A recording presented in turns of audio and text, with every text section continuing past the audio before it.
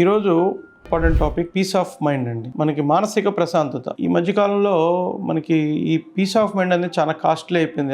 ఎవరిని అడిగినా సరే ఈ పీస్ ఆఫ్ మైండ్ దొరకట్లేదండి. సో మనకి బుద్ధుడు చెప్పినట్టు పీస్ ఆఫ్ మైండ్, మనకి మానసిక ప్రశాంతత ఎక్కడో బీచ్ లో కూర్చుంటే ప్రశాంతంగా ఉంటుంది అనుకోవడం, లేకపోతే అడవి మధ్యలో ఎవ్వరు లేకుండా మనం ప్రశాంతంగా ఒక్కళ్ళమే ఉంటే పీస్ ఆఫ్ మైండ్ ఉంటుంది అనుకోవడం, అలాగే కొండ చివర మనం ఒక్కళ్ళమే కూర్చొని చల్లటి గాలి తీసుకుంటే పీస్ ఆఫ్ మైండ్ ఉంది అనుకుంటాం. కరెక్ట్ కాదు. మనం ఎక్కడ ఉన్నా, అది సమాజంలో మన పని చేసే ప్రదేశంలో కానీ, మన ఫ్యామిలీతో ఉన్నప్పుడు కానీ, మన సమాజంలో ఉన్నప్పుడే మన మైండ్ని మనం కంట్రోల్ చేసుకుంటూ మనం మన పీస్ ఆఫ్ మైండ్ని గెయిన్ చేయాలండి. పీస్ ఆఫ్ మైండ్ గురించి ఎందుకు మాట్లాడుతున్నారు కార్డియాలజిస్ట్ అంటే, పీస్ ఆఫ్ మైండ్ లేకపోవడం వల్ల మెంటల్ స్ట్రెస్ వస్తుంది. మెంటల్ స్ట్రెస్ వల్ల మనకి వివిధ రకాలైన ఆరోగ్యం రిలేటెడ్ ప్రాబ్లమ్స్ వస్తున్నాయి. హార్ట్ అటాక్స్ కూడా దారితీస్తున్నాయి. సో ఈ పీస్ ఆఫ్ మైండ్ లేకపోవడానికి ముఖ్యమైన కారణం మనకి మెంటల్ ఇండిసిప్లిన్.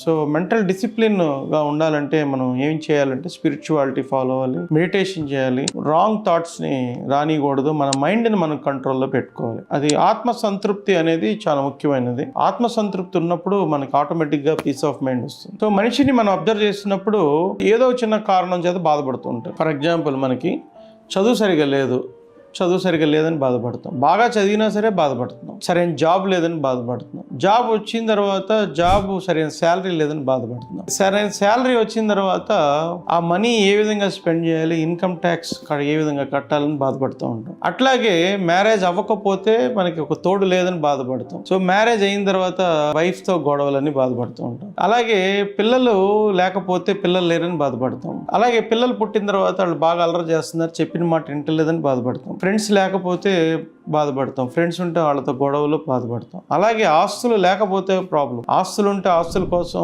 సొంత అన్నదమ్ములే కొట్టుకునే పరిస్థితి మనం చూస్తున్నాం. సో ఈ విధంగా మనం ఉన్నదానితో తృప్తి పడకుండా పక్కదాని గురించి మనం పరిగెట్టినప్పుడు ఫస్ట్ ఈ పీస్ ఆఫ్ మైండ్ అనేది డిస్టర్బ్ అవుతుంది. అదేవిధంగా కంపారిజన్, మన జీవితాన్ని మనం జీవించాలి, పక్కన వాళ్ళ జీవితంతో కంపారిజన్ చేసుకోవాలి. మనం పక్కన వాళ్ళ జీవితంలో ఎప్పుడైతే తొంగి చూస్తామో మన మానసిక ప్రశాంతత తప్పుతుంది. మనిషి ఒక రకమైన రేస్లో పరిగెడుతున్నారు. ఆ రేస్ అనేది దానికి ఎండ్ చెప్పి మన జీవితం మనం ఆత్మసంతృప్తితో మన జీవితం మనం జీవిస్తే ఇమీడియట్గా పీస్ ఆఫ్ మైండ్ అనేది వస్తుంది. అట్ ద సేమ్ టైం మన మైండ్ని మనం కంట్రోల్లో పెట్టుకుంటాం ద్వారా మనం మంచి మానసిక శారీరక ఆరోగ్యాన్ని పొందగలొచ్చని నేను చెప్పదలుచుకున్నాను. Thank you.